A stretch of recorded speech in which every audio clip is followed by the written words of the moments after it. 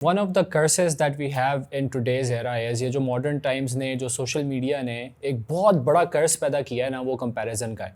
हम इंसान, अल्लाह ताला ने हमें जिस तरह से पैदा किया है, हमें ये समझने की ज़रूरत है कि कोई दो इंसान आइडेंटिकल नहीं है। जब हर इंसान मुख्तलिफ है तो इसका मतलब मेरे भाइयों ये है कि आपकी जर्नी दूसरे इंसान की जर्नी से मुख्तलिफ है। मैं खुश तब हूँ कि मेरे पास है और दूसरे के पास नहीं है, और इसी को हसद कहते हैं। अच्छा देखिए, one of the curses that we have in today's era is, ये जो मॉडर्न टाइम्स ने, जो सोशल मीडिया ने एक बहुत बड़ा कर्स पैदा किया है ना, वो कंपैरिजन का है।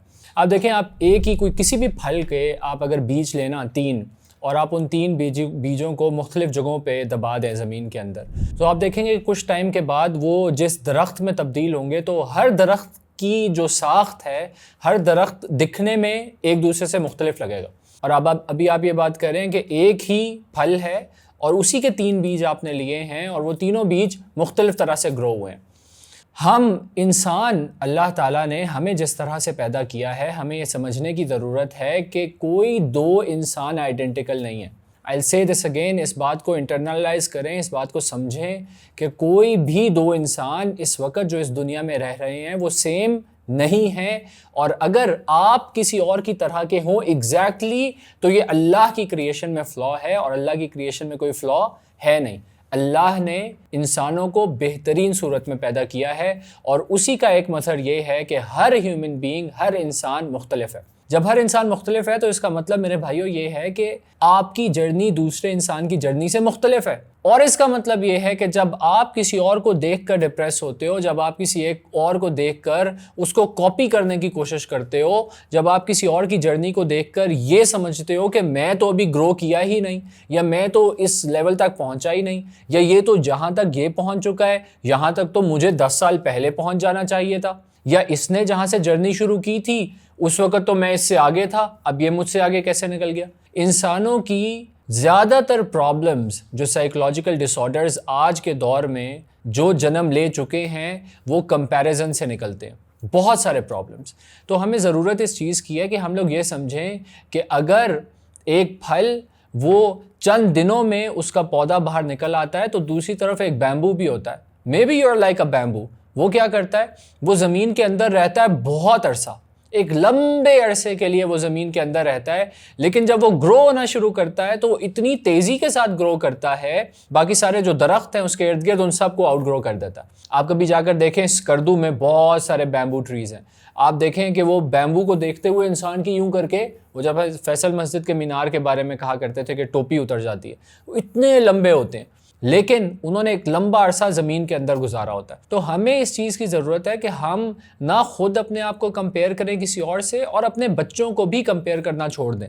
हमारा बच्चा वो मार्क्स लेकर आता है, हमारा बच्चा किसी ख़ास एक्टिविटी में शामिल होता है, हम उस एक्टिविटी में उसको जज कैसे करते हैं कि उसकी एक्टिविटी सही है कि नहीं? उसकी पोजीशन से। अरे भाई, क्या हुआ कि अगर 2 लड़के उससे आगे के लड़के हैं, यानी कि फिजिकल स्ट्रेंथ में अगर स्विमिंग का कंपटीशन है, तो 2 लड़के अगर वो ज़्यादा अच्छा स्विम करके वो जल्दी लैप को कर लेते हैं, तो आपके बच्चे की सेलिब्रेशन इस चीज़ पर होनी चाहिए कि आपके बच्चे ने स्विमिंग का जो पूरा वो साइकिल है उसको कंप्लीट किया।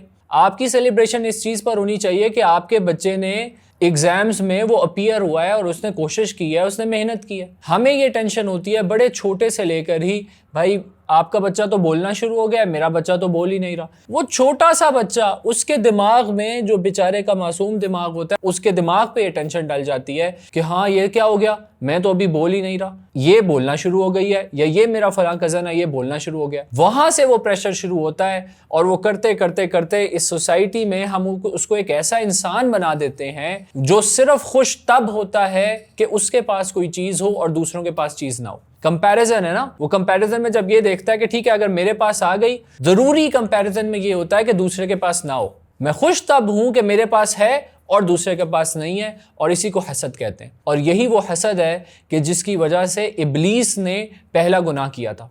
शैतान ने जब आदम अलैहिस्सलाम को सजदा करने से इनकार किया, तो बेसिकली उसने क्या किया था, उसने कंपैरिजन किया था कि ऐ मेरे रब, तूने इसको मिट्टी से पैदा किया है, मुझे आग से पैदा किया है, मैं इससे ज्यादा अफजल हूं। Comparison. So this is what we need to stop doing in our lives, और खुदा का वास्ता है कि हमारे जो इर्द गिर्द के लोग हैं उनको भी give them a breathing space. हर वक्त का कंपैरिजन, हर वक्त एक दूसरे का कंपैरिजन करना, औरतें हैं तो वो खूबसूरती में कंपैरिजन, कपड़ों में कंपैरिजन, हाउ दे लुक इसमें कंपैरिजन, मर्द हैं तो किसकी जेब कितनी भारी है, किसकी जॉब कितनी ज़्यादा अच्छी है, किसका बिजनेस कितना फ्लरिश कर रहा है, किसके पास कौन सी गाड़ी है। Everyone has their own journey and you know what, क़यामत के दिन क्या होगा, ये असल कामयाबी है।